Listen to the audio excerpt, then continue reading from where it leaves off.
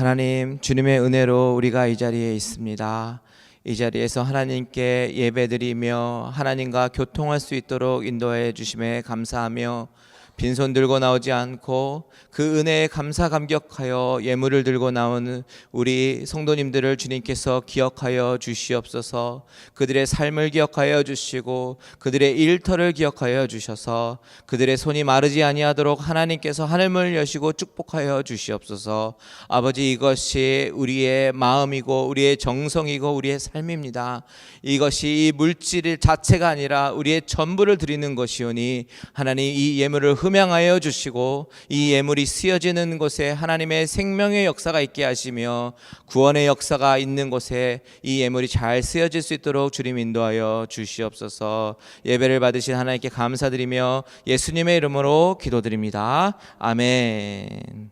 다 같이 앉으셔서 성경 봉독하도록 하겠습니다. 요한복음 4장 1절에서 19절입니다. 제가 가진 성경책은 신약성경 147페이지 요한복음 4장 1절에서 19절까지 다 찾으신 줄 알고 우리 한 절씩 교독하도록 하겠습니다. 예수의 제자를 삼고 세례를 주는 것이 요한보다 많다 하는 말을 바리새인들이 들은 줄을 주께서 아신지라. 예수께서 친히 세례를 주신 것이 아니요 제자들이 준 것이라. 유대를 떠나사 다시 갈릴리로 가실새 사마리아로 통행하여야 하겠는지라. 사마리아에 있는 수가라 하는 동네에 이르시니 야곱이 그 아들 요셉에게 준 땅이 가깝고 또 야곱의 우물이 있더라. 예수께서 행로에 권하여 우물 곁에 그대로 앉으시니 때가 제6시쯤 되었더라. 사마리아 여자 하나가 물을 길러 왔음에 예수께서 물을 좀 달라 하시니 이는 제자들이 먹을 것을 사러 동네에 들어갔음이로라. 사마리아 여자가 가로되 당신은 유대인으로서 어찌하여 사마리아 여자 나에게 물을 달라 하나이까 하니 이는 유대인이 사마리아인과 상종치 아니하밀러라. 예수께서 대답하여 가라사대 내가 만일 하나님의 선물과 또 내게 물 좀 달라 하는 이가 누구인 줄 알았다면 내가 그에게 구하였을 것이요 그가 생수를 내게 주었으리라. 여자가 가로되 주여, 물기를 그릇도 없고 이 우물은 깊은데 어디서 이 생수를 얻겠삼나이까. 우리 조상 야곱이 이 우물을 우리에게 주었고 또 여기서 자기와 자기 아들들과 짐승이 다 먹었으니 당신이 야곱보다 더 크니까. 예수께서 대답하여 가라사대 이 물을 먹는 자마다 다시 목마르려니와 내가 주는 물을 먹는 자는 영원히 목마르지 아니하리니 나의 주는 물은 그 속에서 영생하도록 솟아나는 샘물이 되리라. 여자가 가로되 주여, 이런 물을 내게 주사 목마르지도 않고 또 여기 물길러 오지도 않게 하옵소서. 가라사대 가서 내 남편을 불러오라. 여자가 대답하여 가로되 나는 남편이 없나이다. 예수께서 가라사대 내가 남편이 없다 하는 말이 옳도다. 내가 남편 5이 있었으나 지금 있는 자는 내 남편이 아니니 내 말이 참되도다. 다 같이 읽겠습니다. 여자가 가로되 주여, 내가 보니 선지자로소이다. 아멘. 잠시 기도하시겠습니다. 하나님 아버지, 참으로 감사를 드립니다. 이 시간에 하나님의 말씀을 들을 때에 우리의 영의 귀를 열어주시고 이 말씀을 심오한 의미들을 깨달아 알 수 있는 영의 귀를 열어주시옵소서. 또한 이 음성을 들을 뿐만 아니라 하나님께서 원하시는 대로 순종하며 믿음으로 반응하는 우리들의 모습 되게 하여 주시옵소서. 예수님의 이름으로 기도합니다. 아멘. 잘 지내셨어요? 네. 우리가 오늘 읽은 이 사마리아의 여인, 이 본문은 우리가 너무 잘 아는 본문이죠. 특별히 어려서부터 주일학교 다니시면서 신앙생활 하셨던 분이 계시다면 이 본문으로 통해서 설교를 한 번 이상, 최소한 한 번 이상 꼭 들으셨을 거예요. 너무나 유명한 스토리고 주일학교에 어려서 그 성경 분막 공부하고 많이 배우셨습니다. 그런데 이렇게 잘 아는 듯한 본문일수록 우리가 자칫 지나칠 수 있는 그런 부분들이 있습니다. 오늘 본문의 시작이 그렇습니다. 오늘 본문의 시작은 참 특이합니다.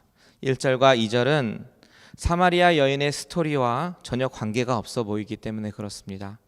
4장을 시작할 때 차라리 3절이나 5절부터 시작했더라면 3절이나 5절이 1절이 되어서 시작했더라면 훨씬 더 이야기가 자연스러웠을 것이기 때문에 그렇습니다. 3절을 보니까 유대를 떠나사 다시 갈릴리로 가실새 무언가 내용이 전환이 되고 있어요. 그래서 4장 1절이 이렇게 3절의 내용으로 시작했더라면 더 자연스럽지 않았을까라는 생각이 듭니다. 아니면 5절부터 시작하는 것도 괜찮아 보입니다. 그런데 오늘 본문 4장 1절은 어떻게 시작합니까? 예수의 제자를 삼고 세례를 주는 것이 요한보다 많다 하는 말을 바리새인들이 들은 줄을 주께서 아신지라. 너무나도 생뚱맞게 시작을 하지 않습니까? 4장 1절과 2절은 오늘 본문 말씀인 사마리아 여인을 만나신 우리 주님의 이야기와는 전혀 다른 이야기입니다. 오히려 이 이야기가 3장 말미에 있었더라면 더 자연스러운 흐름일 수도 있었습니다. 그렇다고 2절, 3절 사이에 내용을 구분하는 그 동그라미가 있는 것도 아니에요. 그렇다면 이 1절과 2절의 역할이 무엇일까? 그것은 앞에 3장과 뒤에 4장과의 내용이 서로 연관이 있으면서도 연결이 된다는 사실을 1절과 2절이 다리를 놓아줌으로써 간접적으로 가르쳐주고 있는 것입니다. 그렇다면 우리는 이 사마리아 여인에 관한 스토리에 집중하기 전에 먼저 요한복음의 전체적인 흐름을 먼저 살펴보는 게 좋을 것 같습니다. 그리고 나서 이 스토리를 보면 저자 요한의 의도했던 그 의도가 무엇인지 알 수 있을 것 같아요. 요한복음을 기록할 때 저자 요한은 이 복음서를 기록한 의도를 명확하게 표시하고 있습니다. 그것이 바로 2장 31절입니다. 스크린 보시면 되겠습니다. 오직 이것을 기록함은, 다 같이 읽어볼까요? 오직 이것을 기록함은 너희로 예수께서 하나님의 아들 그리스도이심을 믿게 하려 하며 또 너희로 믿고 그 이름을 힘입어 생명을 얻게 하려 함이니라. 사도 요한이 이 요한복음을 기록한 목적은 복음 전도용이에요. 모든 사람이 이 복음을 듣고 예수님이 하나님의 아들이셨구나, 그를 믿으면 생명을 얻겠구나, 이 하는 이 핵심 복음을 깨닫게 해주려는 의도로 이 요한복음이 기록되었다라고 요한은 밝히고 있어요. 그러면서 요한복음의 가장 중요한 구절인 3장 16절 우리 다 같이 한번 암송해 볼까요? 시작. 하나님이 세상을 이처럼 사랑하사 독생자를 주셨으니 이는 저를 믿는 자마다 멸망치 않고 영생을 얻게 하려 하심이니라. 아멘.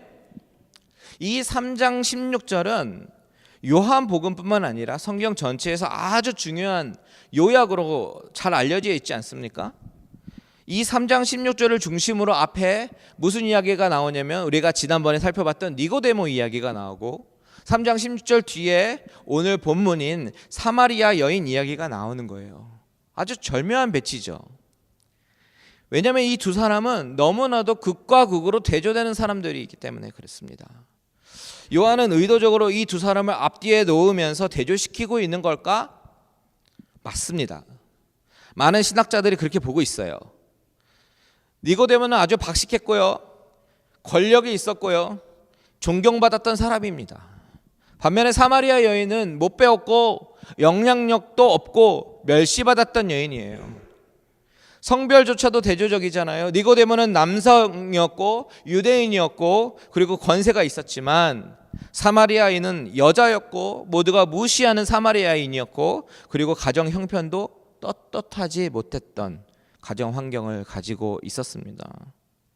그런데 두 사람 모두 예수님이 필요했던 사람이었다라는 것을 우리는 주목해 봐야 되는 거예요.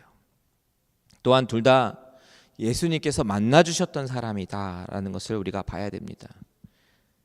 여기서 우리가 무엇을 알 수 있습니까? 여러분, 복음이라는 것은요, 어떤 특정한 사람에게만 열려 있는 것이 아닙니다. 모든 사람들이 다 필요로 하는 것이 예수 그리스도의 복음인 줄 믿으시기 바랍니다.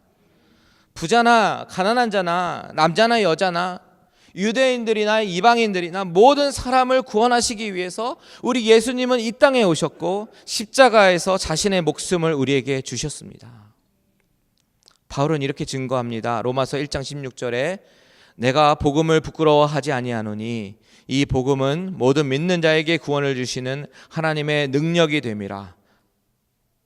모든 믿는 자에게, 누구든지 복음을 믿는 자는 구원을 얻습니다. 영접하는 자 곧 그 이름을 믿는 자들에게는 하나님의 자녀가 되는 권세를 주셨으니 예수 그리스도의 복음을 마음에 받아들이고 믿으면 구원을 얻게 되는 줄 믿습니다. 오늘 본문 1절에 보니까 막 소문이 나기 시작했어요. 무슨 소문이냐면 예수님이 제자를 삼고 사람들에게 세례를 베풀고 하는 그 일이 세례 요한이 제자를 삼고 세례를 베풀고 하는 것보다 더 많아지고 있다라는 소문을 바리새인들끼리 막 수근수근거리면서 소문을 내고 있었는데 그걸 예수님께서 들으신 거예요. 3장 26절 우리 한번 같이 볼까요? 같이 읽겠습니다. 시작. 저희가 요한에게 와서 가로되 라삐여 선생님과 함께 요단 강 저편에 있던 자 곧 선생님이 증거하던 자가 세례를 주매 사람이 다 그에게 가더이다. 사람들이 바라보는 이슈는 컴페어예요. 누가 더 제자를 많이 삼는가, 누가 더 세례를 많이 주는가, 그러면서 막 수근수근 하면서 사람들이 막 얘기를 하는데 예수님이 그걸 들었어요. 그래서 지금 이 시점이 바로 이 땅을, 이 유대지방을 떠나는 시점이구나, 여기를 떠나야겠다라고 생각하시고 오늘 본문 3절에 말씀하시는 것처럼 유대를 떠나사 다시 갈릴리로 가실새 사역의 장소를 옮기시게 된 거죠. 그런데 그 이유만 가지고 떠나신 것은 또 아니에요. 그 지역에 있는 사람들에게만 구원의 기회를 주는 것이 아니라 주님은 의도를 가지시고 사마리아로 들어가시게 된 것이에요. 거기에는 분명히 복음이 필요한 사람이 있었거든요. 누굽니까? 바로 사마리아 여인이에요. 사마리아가 어떤 지역입니까? 여러분 잘 아시겠지만 사마리아 사람들은 북왕국 이스라엘이 아수르에 멸망한 이후에 아수르가 전략적으로 그 사람들을 옮기고 다른 사람들을 그쪽으로 강제 이주시켰어요. 그래서 혼혈 민족으로 만든 곳이 사마리아인입니다. 이 혼혈족을 포함해서 이스라엘 땅으로 이주한 이방인들은 그 덕분에 하나님을 알게 됐어요. 하나님을 섬기게 됐어요. 그런데 문제는 이들은 하나님도 섬겼지만 자신들의 이방신도 함께 섬겼다라는 거예요. 우상을 여전히 섬기고 있었어요. 또 다른 혼합신앙을 만들어낸 거예요. 나중에 남유다도요, 바벨론에게 멸망하고 70년 동안 포로를 갔다가 다시 돌아왔습니다. 그때 무슨 일이 있었는지 아세요? 우리 남유다가 성벽을 재건하고 성전을 재건할 때에 이 사마리아 사람들이 여보세요, 우리도 이 성전에 건축하는데 우리도 동참하겠습니다. 그랬더니 이 사람들이요, no, 단호하게 거절합니다. 왜냐하면 이것은 그 사람들이 우상 숭배하는 사람이다라는 걸 알고 있었기 때문에 단호하게 거절합니다. 에스라와 느헤미야에 있는 이야기들이잖아요. 그런데 주님은 오늘 4절에 보니까 뭐라고 말씀하십니까? 그 사마리아로 통행하여야 하겠는지라. 의지가 있어요. 다른 길로 갈 수도 있습니다. 갈릴리로 가는 길 총 3갈래 길이 있는데 굳이 이 길로 안 가도 됩니다. 물론 여기가 지름길이지만 지름길이라서 이곳으로 간 건 아닙니다. 어떤 의도가 있어요. 누굴 만나기 위해서요? 사마리아 여인을 만나기 위해서입니다. 이렇게 주님은 죄인된 우리를 만나러 오셨습니다. 여러분, 이것이 바로 하나님의 주권적인 은혜입니다. 주님께서 왜 사마리아로 지나가셔야 했습니까? 이 여인을 만나시기 위해서 뿐만 아니라 나중에 이 여인이요, 마을 사람들에게 내가 주님을 만났다라고 와 보라라고 그렇게 전파하는, 그래서 그 수가성 사람들이 구원을 받을 수 있는 기회를 주시기 위해서 예수 그리스도는 그곳으로 지나가야 하겠다라고 말씀하신 거예요. 여러분, 주님이 왜 우리를 찾아주시고 만나주셨습니까? 나를 구원하시기 위해서, 이 죄인을 만나주시기 위해서, 그리고 새 생명을 주시기 위해서 우리의 마음을 두드리시고 하나님을 알게 하시고 믿음을 주시고 자녀로 삼아 주신 것이에요. 이것이 하나님의 은혜입니다. 참 이상하지요. 니고데모와 비교해 보면 니고데모는 사실 이스라엘의 선생이었고 뛰어난 율법학자였고 구약에 능통한 사람이었어요. 오늘 본문에 등장하는 사마리아 여인과는 정말 비교조차 할 수 없는 사람이었습니다. 그런데 그런 사람조차도 주님과의 대화에서 영적인 무지를 드러내는 것이, 정말 숨김없이 드러내는 것이 우리는 3장을 통해서 보았잖아요. 그가 성경에 박식하면 뭐합니까? 그가 바리새인이었다는 것이, 그가 사내들인 공회원이었다는 것이 그의 영적인 무지에 조금도 도움이 되지 못했다라는 사실을 요한복음 3장은 적나라하게 드러내고 있지 않습니까? 저는 니고데모를 부정적인 인물로 묘사하려고 이렇게 말씀드리는 것이 아니에요. 오해하시면 안 돼요. 물론 니고데모는 자신의 질문을 가지고 고민하면서 주님을 찾아온 사람이었습니다. 그 결과 니고데모는 주님께서 들려주신 그 물과 성령으로 거듭나는 것이 어떤 것인지 고민하게 됐고, 그리고 나중에 요한복음 뒷부분에서 예수님의 입장을 오히려 변론하는 사람으로 바뀌고 거듭나는 은혜를 잊게 되었습니다. 니고데모를 가장 잘 아시는 주님께서 그에게 가장 적절한 방법으로 복음을 전하신 것이에요. 반면에 여기 등장하는 사마리아 여인은 주님에 대한 관심도 없고 주님을 찾아올 생각도 하지 않았던 그런 사람이죠. 오로지 그녀의 관심은 하루하루 먹고 사는 것이었고, 자신의 인생의 허무함 가운데 어떻게 이 허무함을 채울 수 있을까, 남편이 바뀌면 채워질까 하면서 그 헛된 기대를 가지고 살아가는 그런 여인이었을 뿐입니다. 그런데 4절에서 이야기해주는 그런 뉘앙스는 그런 여인에게 유대인의 관행을 깨면서까지 사마리아로 지나가서 구원의 복음을 주시고자 하셨다라는 의도가 바로 4절의 뉘앙스입니다. 다시 말하면 사마리아 여인의 사건을 통해서 보여주시고자 하는 것은 니고데모처럼 본인이 주님에게로 나와서 만난 사람도 있고, 이 여인처럼 주님께서 먼저 찾아가셔서 인생의 해답을 주시는 경우도 있는데, 이것이 바로 나에게 주시는 구원의 은총이라는 것입니다. 그런데 여러분, 이것은 누구에게나 다 마찬가지예요. 주님은 제자들에게도 너희가 나를 택한 것이 아니라 내가 너희를 택하여 세웠다라고 말씀하셨어요. 구약의 인물들 볼까요? 아브라함 한번 보십시오. 갈대아 우르에서 우상을 섬기던 아브라함에게 하나님이 먼저 찾아가셨잖아요. 야곱은요, 형을 피해서, 낯을 피해서 도망갔을 때 베델이라는 곳에서 하나님께서 야곱을 먼저 찾아가셨잖아요. 만났잖아요. 모세는요, 양을 치러 갔을 때 호렙산에서 그를 불러 만나 주셨잖아요. 이 모든 예들은 다 하나님께서 당신을 찾지 않는 사람들에게 먼저 찾아가셔서 그들을 만나 주셨다라는 이야기들이에요. 여러분, 구원의 은총은요, 자격이 있어서 주어지는 것이 아닙니다. 내가 쟁취하고 획득하는 것이 아닙니다. 하나님의 전적인 은혜입니다. 구원은 하나님이 주시는 선물인 줄 믿으시기 바랍니다.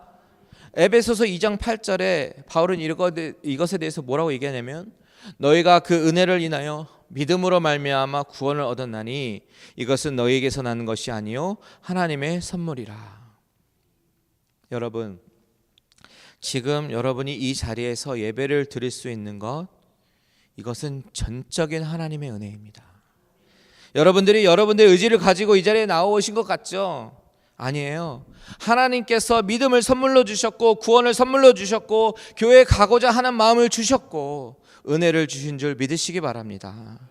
자격이 있어서가 아니라 하나님의 전적인 주권적인 은혜입니다. 오늘 본문에 나오는 사마리아 여인의 이야기를 통해서 하나님의 전적인 은혜에 대해서 설명합니다. 이 여인은 제6시쯤, 그러니까 우리 시간으로 정오쯤에 우물에 물을 길러 왔습니다. 그런데 거기 한 유대인처럼 보이는 남자가 앉아 있는 것을 보게 됩니다.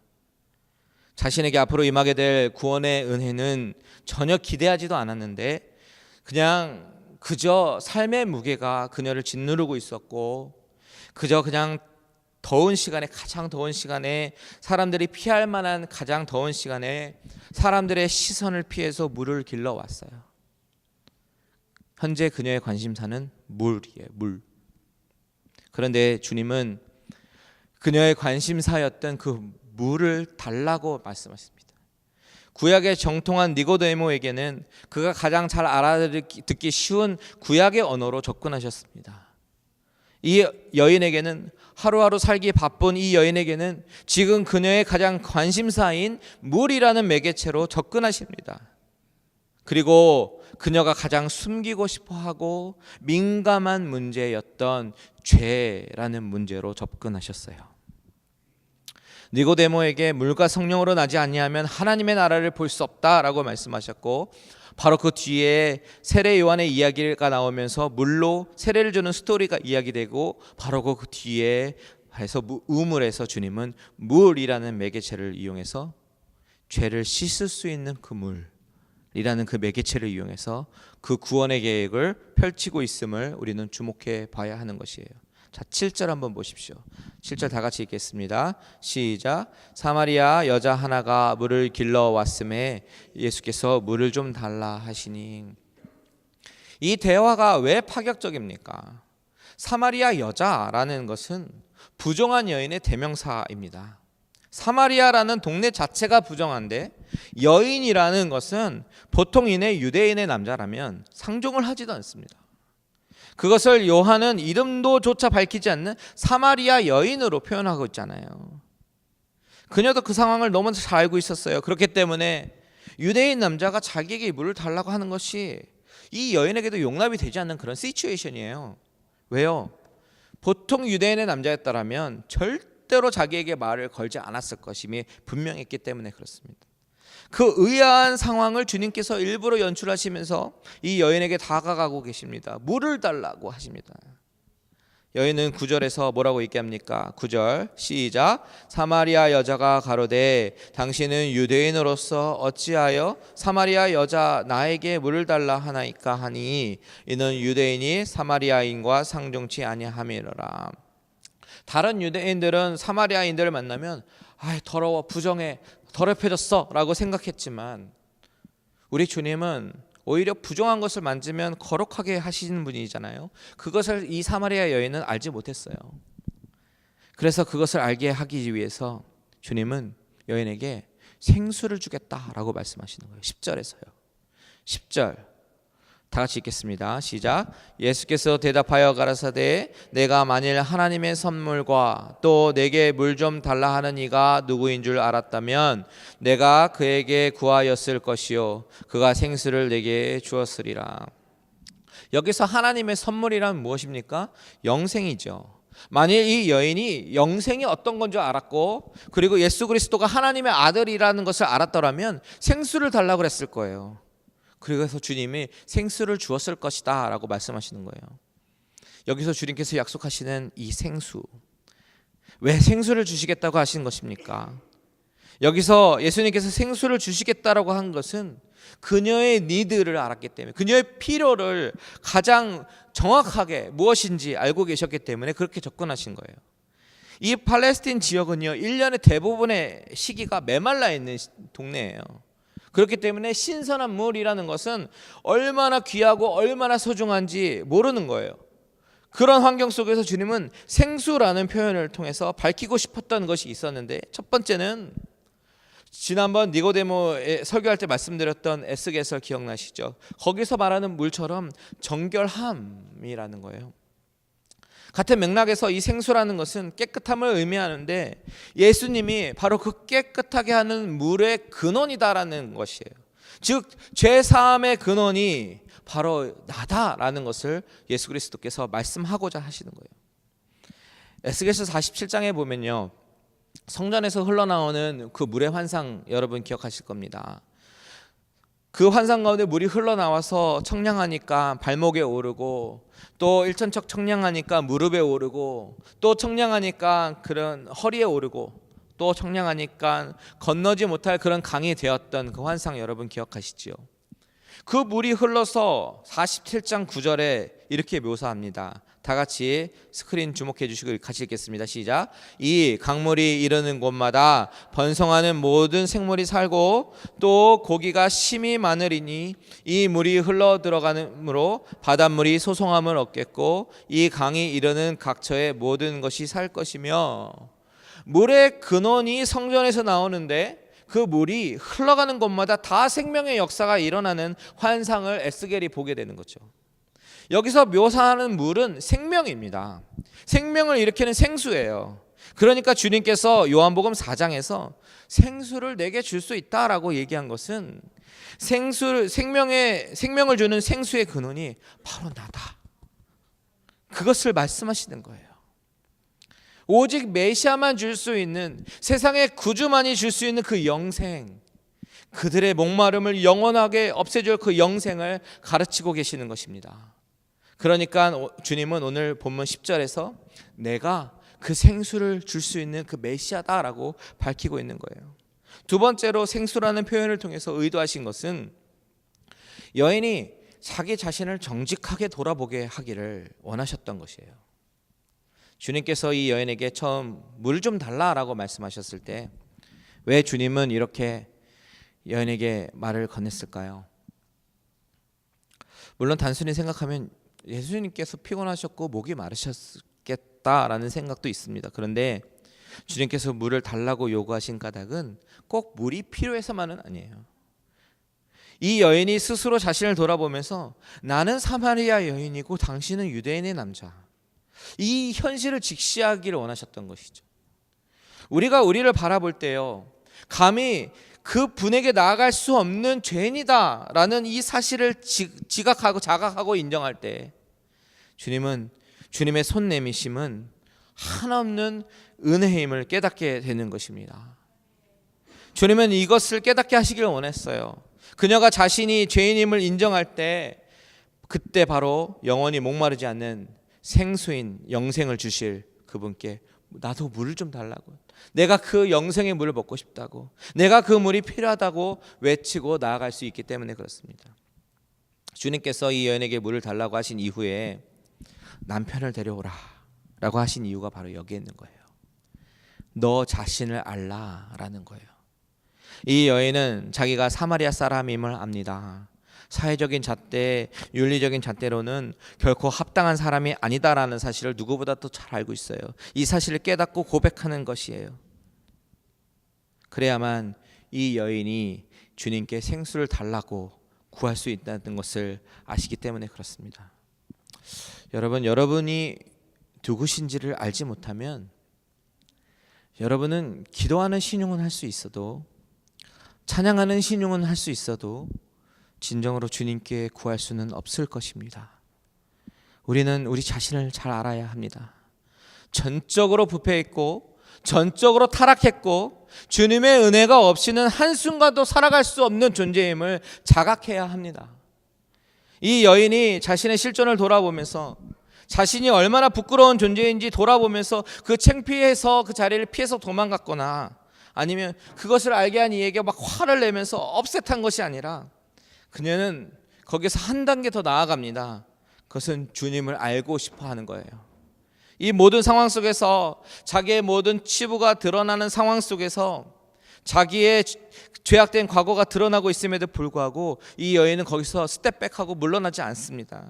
오히려 주여 내가 보니 선지자로소이다 라고 고백합니다. 이 여인의 마음 가운데 이분은 뭔가 있구나, 그걸 알았어요. 그 뭔가를 잡았습니다. 자기가 누구인지 인정하고 있는 거예요. 여러분, 주님 앞에서는 자존심은 의미가 없습니다. 자존심이 나를 지켜주지 않습니다. 믿음은 우리 안에서 정직하게 내면을 바라볼 때 시작되는 거예요. 내가 누구인지 주님 앞에서 정직하게 인정하시기 바랍니다.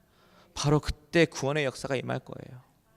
14절 다 같이 읽겠습니다. 14절 시작. 내가 주는 물을 먹는 자는 영원히 목마르지 아니하리니 나의 주는 물은 그 속에서 영생하도록 솟아나는 샘물이 되리라. 이 목마름은 자연의 물이 아니라 하나님에 대한 목마름, 하나님 앞에서의 영원한 삶에 대한 목마름입니다. 그 목마름은 자연의 물을 마시지 못해서 오는 그런 고통스러운 갈증을 제거함으로써가 아니라 성령이 부어짐을 통해서 해결되는 것입니다. 저는 저와 여러분들이요, 남들이 보지 못하는 나만의 내면 세계를 들여다보기를 원합니다. 그동안 감추어왔던 내 자신의 부끄러움을 바라보십시오. 남들이 알면 안 될 것 같은 나만의 감추고 싶은 비밀을 바라보십시오. 내가 생각해도 너무 추한 바로 그것, 나의 가장 밑바닥에 있는 그것을 이제는 주님 앞에 정직히 꺼내야 합니다. 수술은 아픈 거예요. 하지만 그 아픔 뒤에 회복이 있고 건강함이 있는 것입니다. 이제 우리가 영적인 수술대에 올라가서 우리의 썩은 살을 도려내고 고름을 짜내고 피를 흘리고 성령의 새살이 돋기를 하나님께 간구해야 할 것입니다. 이런 수술의 과정 이후에 찾아올 기쁨을 바라보시고 성령으로 채우시고 새롭게 행하실 주님을 바라보시게 되시기를 주님의 이름으로 축원합니다. 말씀을 마무리하겠습니다. 니고데모와 사마리아 여인, 이 이야기는 전혀 다른 두 이야기가 아니라 한 흐름 가운데 흐르는 대조의 이야기입니다. 도무지 이 세상에서는 함께 할 수 없을 만큼 이 두 사람은 인간의 양극단을 보여주는 것 같습니다. 종교적, 정치적, 도덕적으로 흠이 없고 완벽해 보이는 니고데모, 그리고 인종적, 사회적, 도덕적, 종교적, 경제적으로 가장 비천한 이 사마리아 여인이 이 양극단에 있는 것이에요.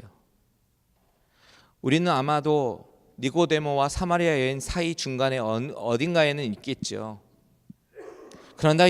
그렇지만 요한복음이 이 두 사람을 대조함으로써 보여주고자 했던 그 복음 앞에서 이 두 사람은 공동된 기반에 서 있다라는 것을 우리는 봐야 됩니다. 아무 차이도 없습니다. 이 두 사람은 주님 앞에서 똑같은 존재일 뿐입니다. 어차피 하나님의 은혜가 아니고는 천국에 들어갈 수도 없고 하나님의 자녀가 될 수 없다라는 점에서 이 두 사람은 동일합니다. 둘 다 영적으로 죽은 자들이고 하나님께서 구원하시는 은혜를 필요로 하는 자들이라는 사실을 보여주고자 하는 것이에요. 이것이 우리에게 주는 의미가 무엇입니까? 우리도 은혜가 필요한 자들이라는 것입니다. 우리가 잘나면 얼마나 잘났습니까? 우리의 인생이 비참하면 얼마나 비참합니까? 다 똑같은 죄인이고 다 하나님의 은혜가 필요한 자들이라는 그런 것이죠. 사랑하는 갈릴리 은혜교회 성도님들, 오늘 이 말씀을 통해서 내 자신을 바라보시고 하나님의 은혜가 필요하다고, 하나님의 은혜 없이는 한순간도 살아갈 수 없다고 고백하시기를 주님의 이름으로 축원합니다. 바울의 그 고백처럼 나의 나 된 것은 다 하나님의 은혜임을 믿으시기 바랍니다. 다 같이 이것을 찬양으로 고백하시고 우리 기도하기를 원합니다. 다 같이 일어나셔서 찬양하시겠습니다.